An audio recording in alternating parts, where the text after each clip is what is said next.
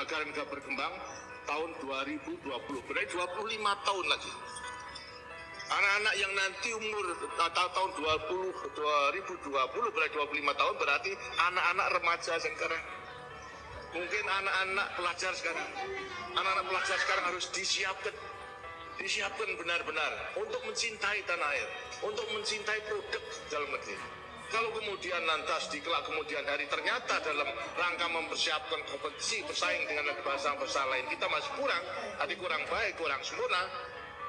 Nah, untuk menghadapi banjirnya daripada barang-barang itu, maka hanya dengan mencintai tanah air, maka para remaja yang sekarang nanti akan hidup tahun 2020 akan menjadi benteng untuk mempertahankan daripada kelangsungan hidup negara dan bangsa. So, kalau daripada para pemuda nanti kesengsem kepada produk yang murah baik, tapi hasil di luar negeri hancur daripada bangsanya. Apa? Produknya tidak ada yang membeli. Kalau tidak ada yang membeli, pabriknya tutup. Lantas semua tidak bisa bekerja, tidak bisa makan. Nah itu. Inilah merupakan satu juga kekuatan yang harus kita siapkan.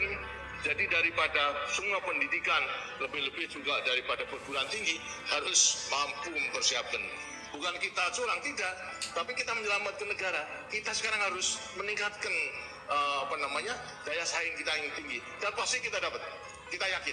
Tapi andai kata tidak, senjatanya adalah mulai sekarang adalah nasionalisme, mencintai pada tanah air, mencintai pada produk dalam negeri, harus mulai sekarang. Jangan-jangan mulai sekarang sudah lebih cinta kepada produk import, nah itu sudah melatih diri yang kurang baik gitu. Sekarang harus betul-betul apa yang kurang baik, hal itu merupakan produk dalam negeri, harus kita beli, kita gunakan.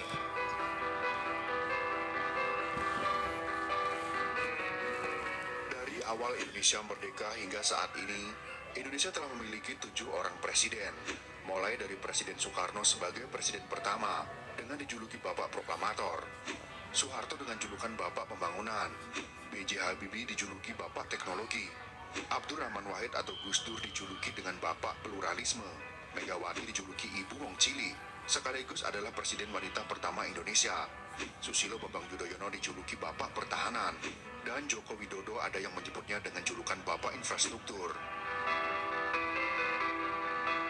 Dari presiden yang pernah menjabat di Indonesia dengan kelebihan masing-masing, presiden terbaik dari presiden-presiden hebat tersebut, versi pegawai jalanan adalah Presiden Soeharto sebagai Bapak Pembangunan.